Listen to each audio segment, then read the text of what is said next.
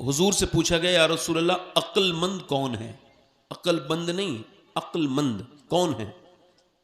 عقل مند بھی لوگ ہوتے ہیں، میں عقل مند کی بات کر رہا ہوں، عقل بند نہیں، عقل مند۔ عرض کی گئی یا رسول اللہ عقل مند کون ہے؟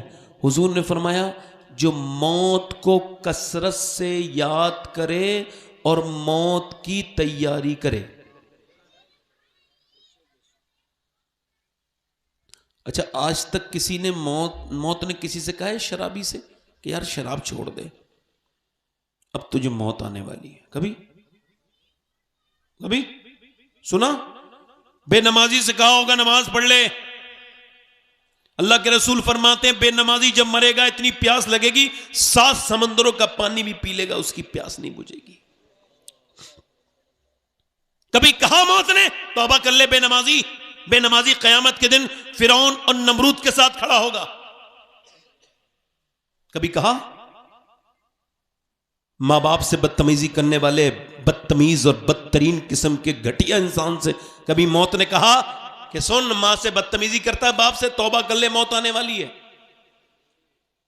اب سنو، غوث اعظم فرماتے ہیں موت تمہیں، اس کو یاد رکھنا، چاہے پوری تقریب بھول جاؤ، غوث اعظم فرماتے ہیں موت تمہیں حال بدلنے نہیں دے گی، جس حال میں مرنا چاہتے ہو اسی میں جینا شروع کر دو۔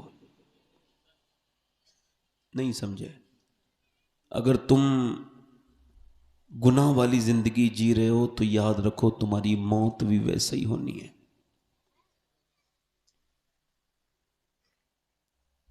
موت کو جو یاد کرے گا مولا علی فرماتے ہیں وہ بھی مرے گا، اور جو اس سے نظریں چرائے گا نا، جیسے کبوتر آنکھیں بند کر لیتا ہے جب بلی اس پہ جھپٹا مارتی ہے، ایسے ہی ہمارے لوگ موت کا ذکر نہ کرو۔ میں کہہ رہا ہوں ہو سکتا ہے یہ میری زندگی کی آخری تقریر ہو، کہہ دو آپ لوگ، ہو سکتا ہے کہہ دو، آپ کی موت کا ذکر نہیں ہے، یہ میری موت کا ذکر ہے۔ چلو میں کہہ رہا ہوں ہو سکتا ہے، اور اللہ کا شکر ہے میں تیار ہوں، مجھے موت کے لیے کوئی نئی تیاری نہیں کرنی ہے۔ مجھے جو بھی دن میں کرنا تھا میں نے کر لیا، جو بھی شام میں مجھے کرنا تھا کر لیا۔ ابھی موت آ جائے ویلکم کہوں گا، بالکل، مجھے کس بات کا ڈر ہے؟ چل، اگر میرا رب راضی ہو گیا تو بس میرے تو جو ہے وہ بخشش ہو گئی تو میں کامیاب ہوں، اور اگر نہیں ہوئی، ویسے امید تو یہ ہے کہ وہ بخشے گا، مگر سارے کام کر لیے جو بھی کرنے تھے۔ آپ بتائیے اگر میری زندگی کی یہ آخری تقریر ہو سکتی ہے تو یہاں کوئی محفل میں بیٹھا ہوگا کوئی شخص جو آخری سن رہا ہو؟ برا نہ ماننا، ہو سکتا ہے نا۔ ایک لڑکا فلم دیکھ رہا ہے دلی کی تھیٹر میں، نئی فلم لگی ہے، تھیٹر دیکھنے چلا گیا، نام بڑا فلم کا، فلم دیکھ کے باہر نکلا اے سی کے ہال میں، بائک اپنی اسٹارٹ کی بلٹ، اور پھر نقشے بازی میں کان میں لگایا اپنے لیڈ اور چل دیا۔ اس نے سوچا تھا جسم بنایا تھا باڈی، اس نے کبھی سوچا تھا 22 سال کا ہوں مجھے موت آنے والی ہے؟ نہیں، اس نے نہیں سوچا تھا، مگر موت نے اسے میرے بھائیوں اتنی بھی مہلت نہ دی کہ وہ شخص اپنی بلٹ روک لیتا۔ بلٹ کے اوپر ہی دورہ پڑا، لوگ اسپتال لے کے گئے، لوگوں نے سمجھا ایکسیڈنٹ ہے، مگر وہ پہلے ہی مر چکا تھا۔ وہ روڈ کیس بن گیا، گھر نہیں گیا، اپنے گھر نہیں گیا، اس بستی اس کمرے میں نہیں گیا جس میں ایسیاں لگی تھیں، وہ اس پوسٹ مارٹم ہاؤس میں گیا جہاں بڑے بڑے کرمنل، بڑے بڑے اللہ کو بھولنے والے، ان کی لاشیں پڑی ہیں، اور وہاں پر کیا ہو رہا ہے؟ Post mortem. پہلے وہ چھینی سے کاٹتے تھے، اب نہیں کاٹتے، ہتھوڑی اور چھینی سے، اب وہ اپڈیٹ ہو گئے، گلنڈر ڈالتے ہیں، گلنڈر یہ جس سے لکڑی کٹتی ہے، ایسے کر سے پورا یہ انہوں نے اتار دیا۔ اس کے بعد یہاں سے یہ پھاڑا پورا اور نکال دیا پورا جو بھی چیزیں دیکھنی ہے، پھر موٹے موٹے سوئے سے انہوں نے سینہ شروع کر دیا، آرگنز جو بھی نکالنے تھے دیکھنے تھے دیکھا، اپنا کام کیا جو بھی ان کے ضروری کام کرنا تھا۔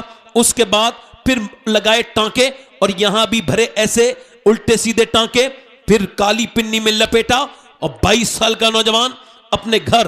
اللہ کے رسول فرماتے ہیں غسل دینے والے کا جب ہاتھ پکڑتا ہے غسال تو وہ کہتا ہے غسل دینے والے کا مردے کہتا ہے او غسل دینے والے غسال، میرا ہاتھ پکڑنے والے، ہاتھ پکڑنے میں ذرا نرمی کر، تیرے ہاتھ پکڑنے سے مجھے تکلیف ہوتی ہے۔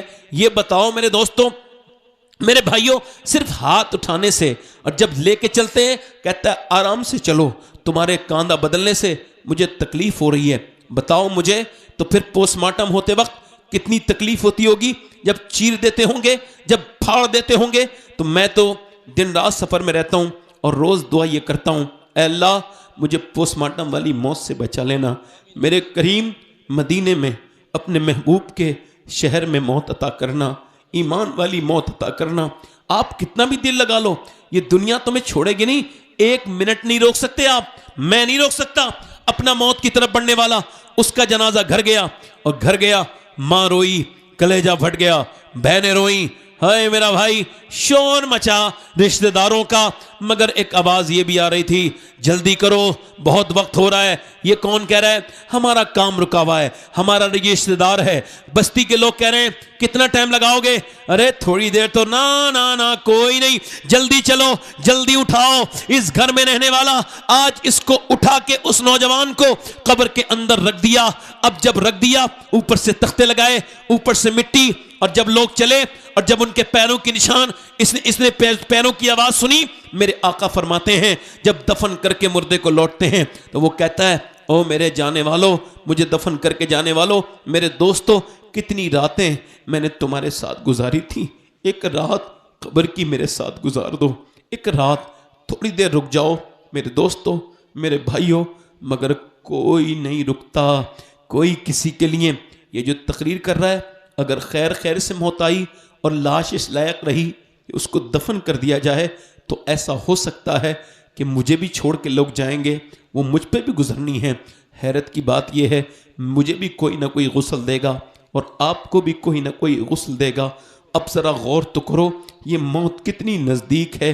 अब सरकार सैयदना अब्बास हुजूर के चचा फरमाते हैं, नबी पाक ने एक जगह इस्तंजा फरमाया, फरागत हासिल की, और हुजूर ने वज़ू करना था।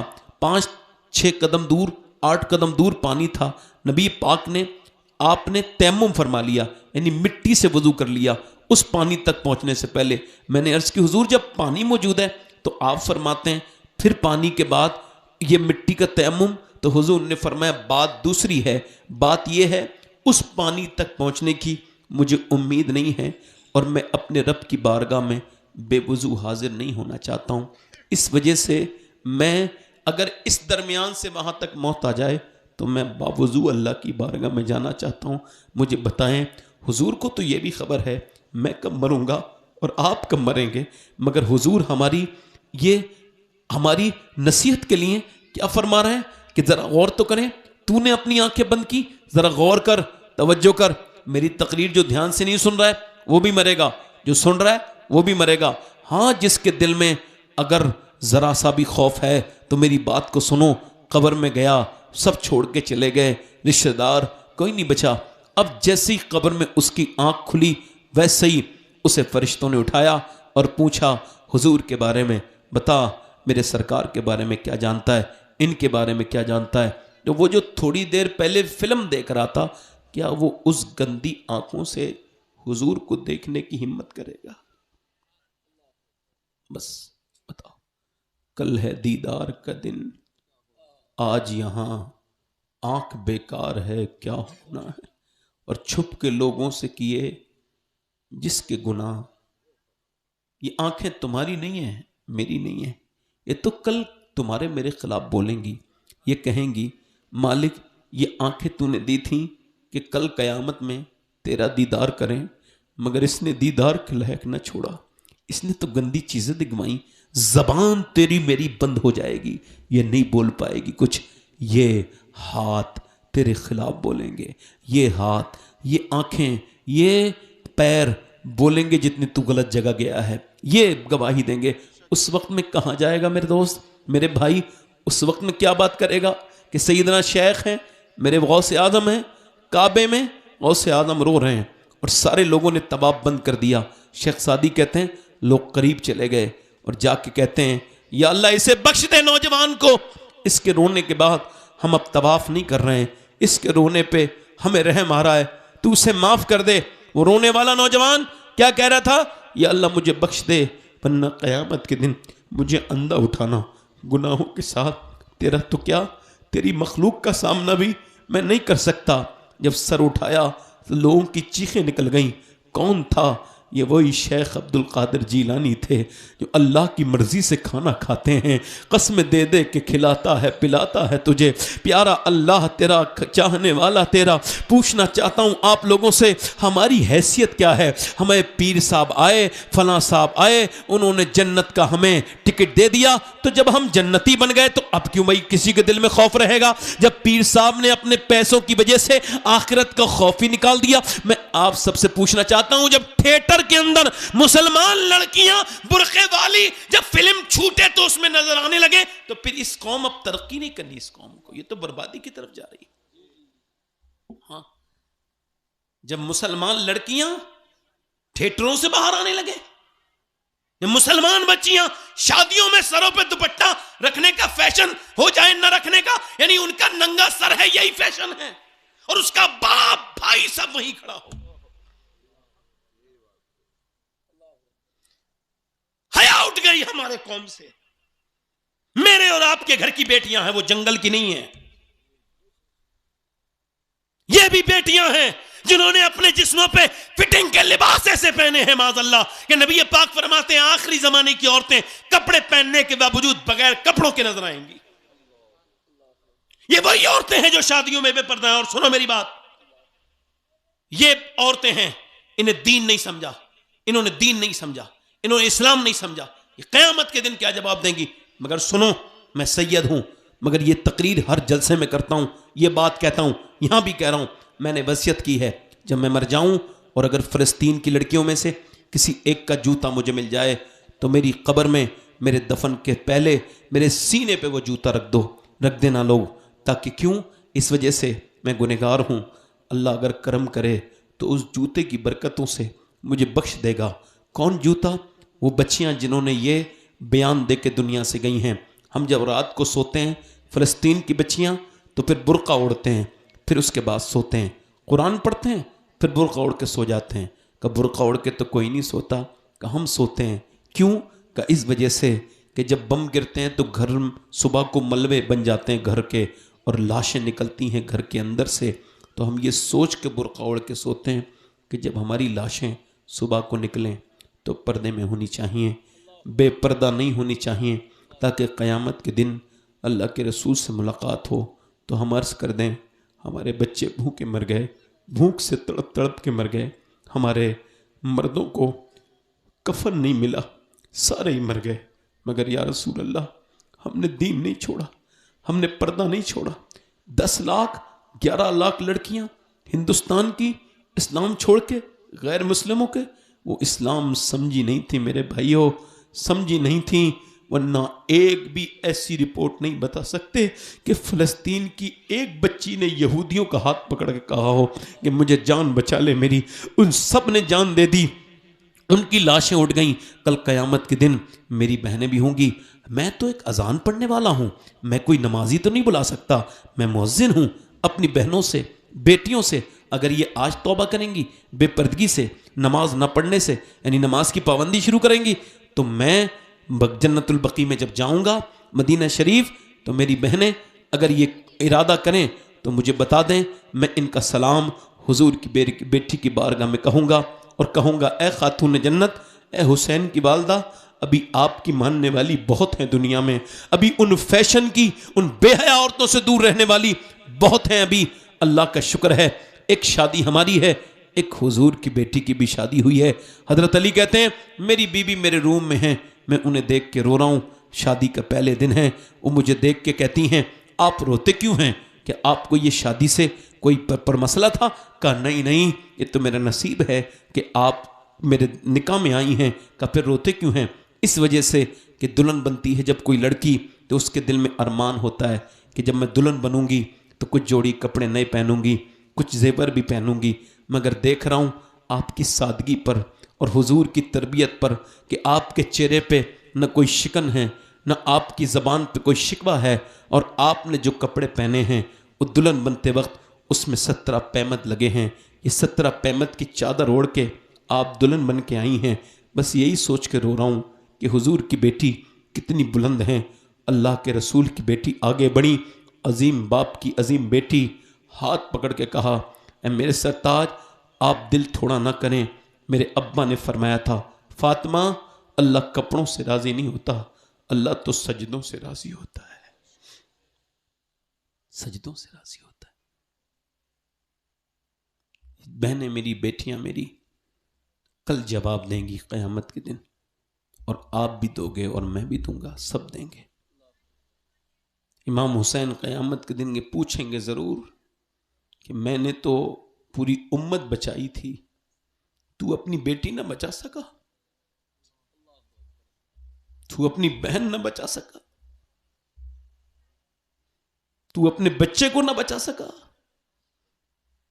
حسین کے نعرے لگانا آسان ہے، مگر اپنی اولاد کو حسینی بنانا مشکل ہے، اس کے لیے محنت لگتی ہے، اس کے لیے گھروں میں آپ کو عبادتیں کرنی پڑیں گی۔ میرے بھائیوں، آج ہمارے گھروں سے قرآن نکل گیا۔ بولو کیا نکلا؟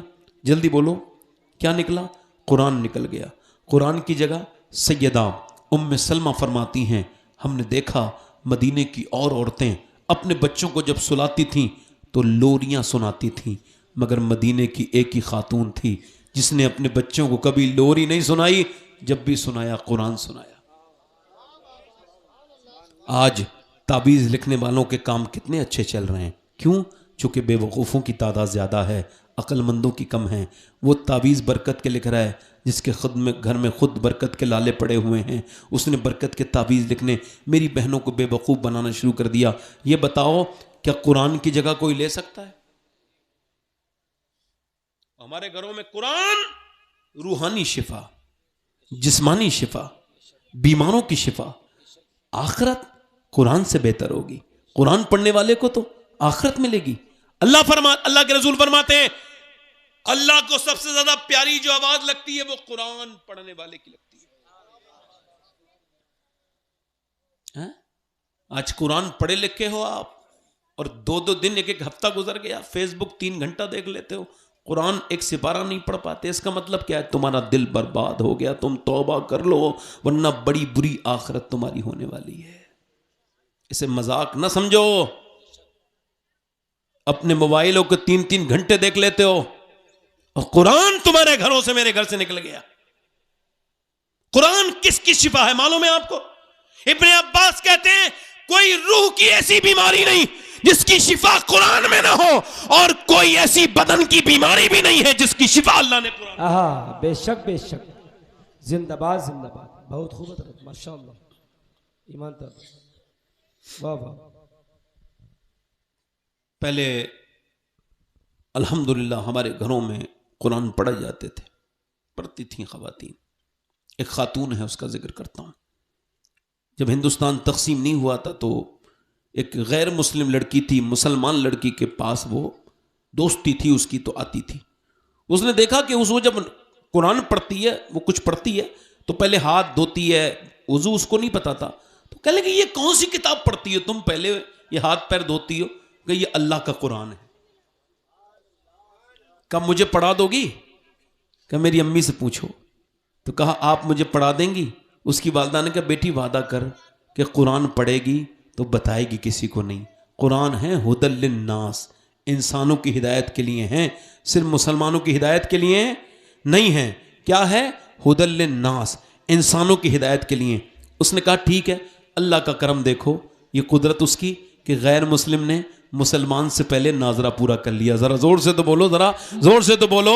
اس کے بعد یہ قرآن کا فیضان ہے اس پر۔ اس کے بعد اس نے کہا تیرا ارادہ؟ کہ میں تو حفظ کروں گی قرآن کو۔ کہا ٹھیک ہے، اچھا غیر مسلم نے مسلمان سے پہلے قرآن حفظ کر لیا۔ یہ قرآن کا جو ہے وہ ایک عجیب مسئلہ ہے کہ قرآن غیروں کے گھروں میں دل میں بھی جو ہے وہ اللہ کے بندوں کے گھر، چاہے وہ غیر ہوں، ان کے دلوں میں بھی وہ اثر کرتا ہے۔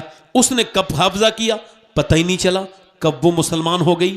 اب اندر ہی اندر مسلمان ہیں، شادی کا دن آ گیا، شادی کا رشتہ آیا تو آئی، آ کے اپنی ملانی کے پاس رونے لگی میں کیا کروں، میرا رشتہ ہو گیا، اگر میں بتا دوں میں مسلمان ہوں تو مجھے کاٹ دیں گے، مار دیں گے، اور اگر میں نہیں بتاؤں گی تو پھر میرا برداشت نہیں کر سکتی، اسلام نہیں چھوڑوں گی، میرا جہاں سے رشتہ ہوا ہے وہ بڑا کٹر دشمن ہے مسلمانوں کا، میں کیا کروں۔ جب وہ بہت روئی، مل کے تڑپ تڑپ کے, تو اس نے قرآن اٹھایا اس کی ملانی نے اور کہا روتی کیوں ہے, آنسو پوچھ, تو جس کا قرآن پڑھتی ہے یہ قرآن تیرے لیے کافی ہو جائے گا, جا لے اس کے بابا بابا نعرہ تکبیر, نعرہ قرآن لے کے چلی گئی.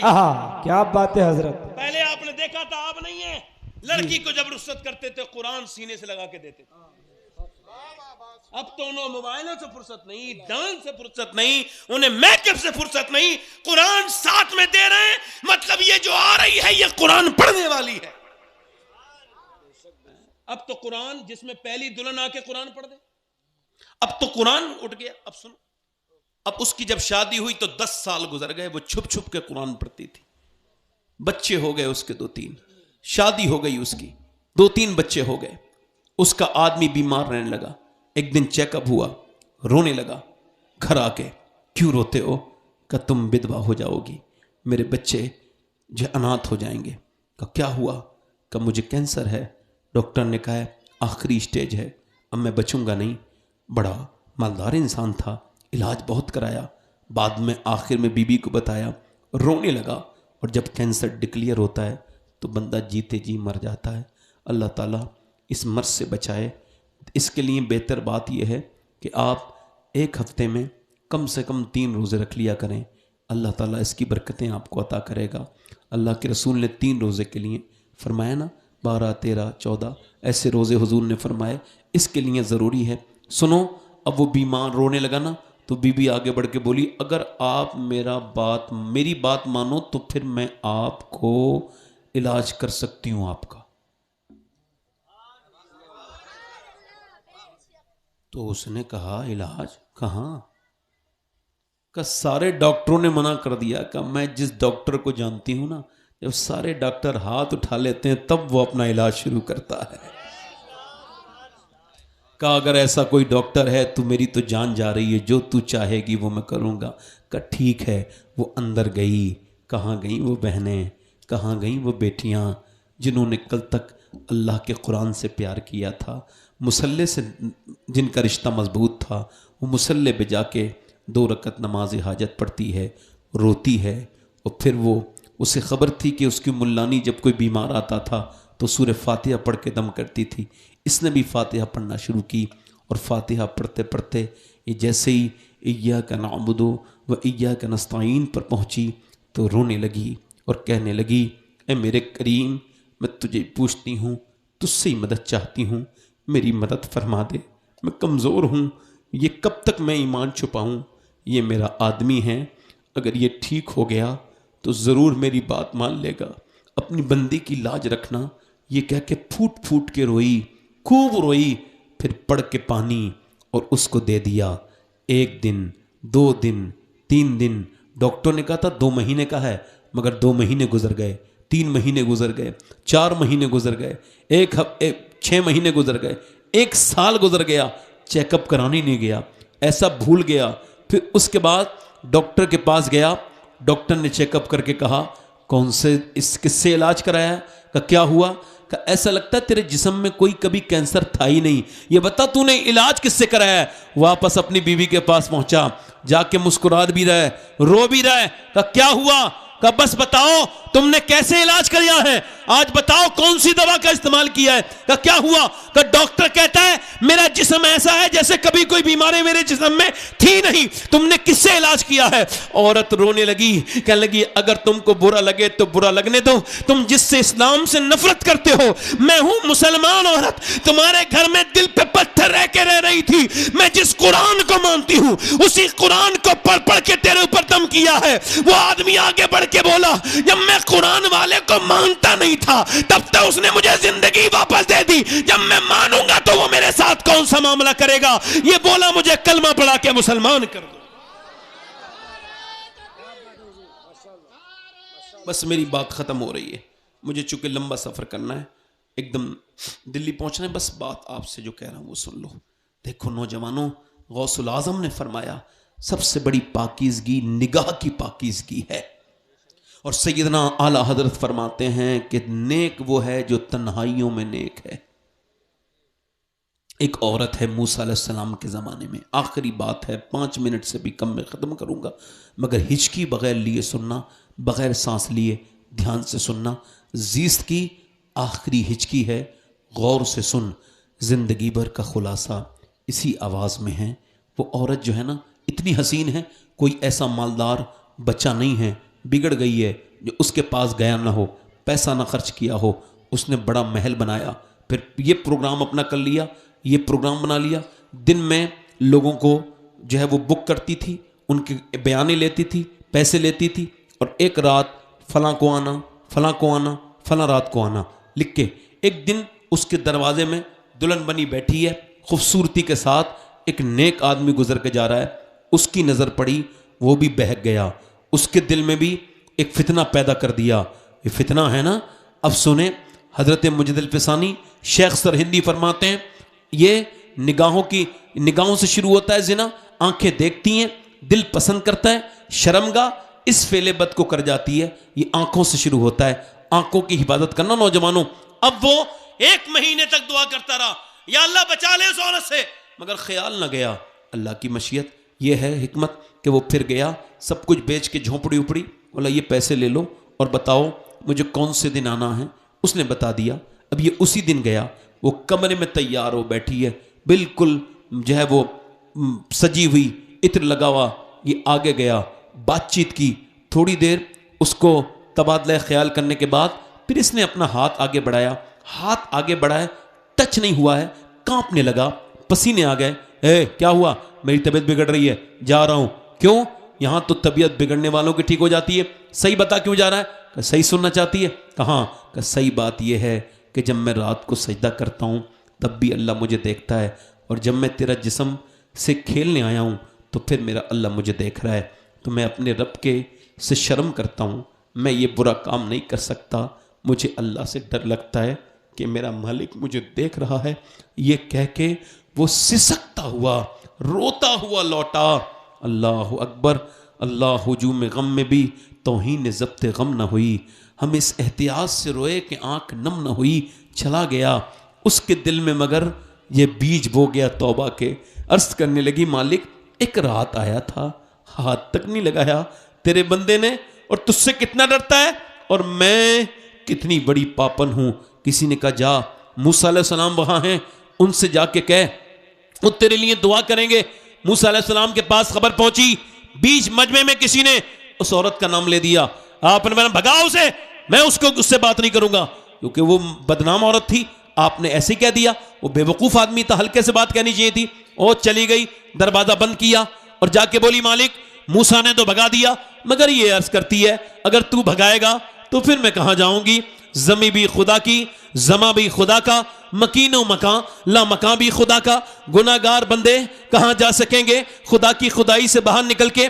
رو کے کہنے لگی مالک اگر میرے جیسی گنہگار عورت دنیا میں کوئی نہیں ہے تو تیرے جیسا کریم بھی تو کوئی نہیں ہے۔ مالک میں مانتی ہوں میں نے پاپ بہت کیے ہیں، مگر اگر میرے گناہ بڑھ گئے ہیں تو کیا تیری رحمتوں سے بھی زیادہ بڑھ گئے ہیں؟ یہ کہہ کے پھوٹ پھوٹ کے سسک کے روئی، بلک کے روئی، خوف سے روئی، اتنا روئی کہ اس کی جو ہے وہ حالت بگڑنے لگی۔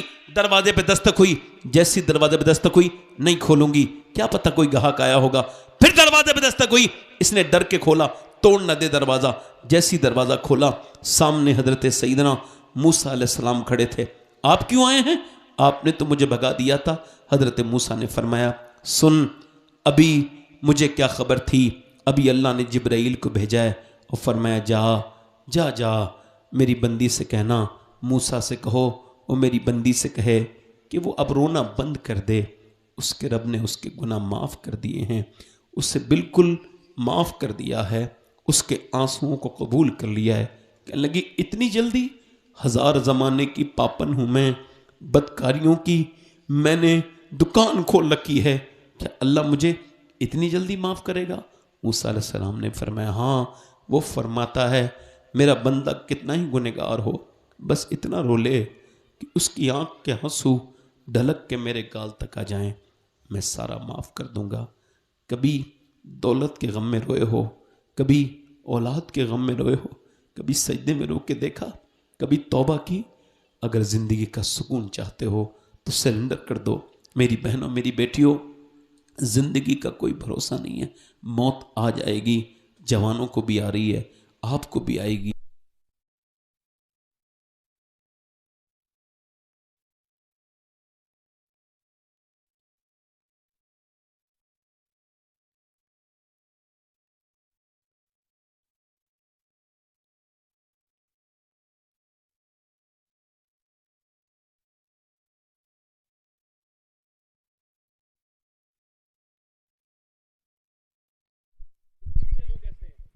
कितने लोग ऐसे हैं हुजूर के नाम पे जान देने वाले? दोनों हाथ उठा के बताएं, नीचे हाथ कर ले। जो जान दे सकता है कुछ भी कर सकता है ना। अब आप में से कितने लोग ऐसे हैं जो आज से हुजूर के नाम पे जान भी दे सकते हैं और आज से पूरी दाढ़ी भी रखा सकते हैं? वो इस महफिल में खड़े हो जाएं, खड़े हो जाएं वो लोग। इधर आ जाओ, इधर आ जाओ, आ जाओ। 100 शहीदों का सवाब है एक दाढ़ी पर। इधर आ जाओ, इधर। इनके हाथ डाल दो। शोएब भाई, मदरसे में तो नहीं पढ़ते हो?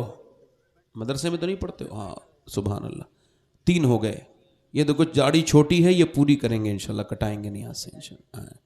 आ जाओ। कोई तीसरा आशिक रसूल है? काफ़ी उम्र हो गई दाढ़ी मुड़ाते मुड़ाते।